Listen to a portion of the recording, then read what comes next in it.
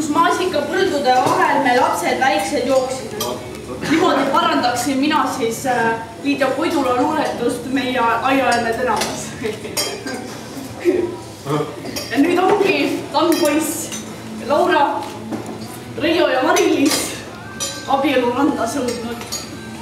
See tee oli küll täis raskusi, millel ei saa isegi massivalemit M võrdub F jagatud G-ga.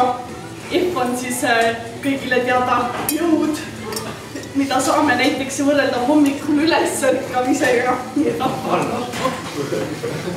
Ja G gravitatsiooniühik. Piltlikult võib öelda, et te olete nüüd üksteise gravitatsiooni väljas. Et aga teie armuelu püsiks, tuleb kindlasti palju tööd selle nimel teha. Abiks saab võtta jällegi füüsika ja töövalemi A võrdub F korda S, kus siis tööks on vaja vaid jõudu ja tee pikkust. Oleks see vaid nii lihtne.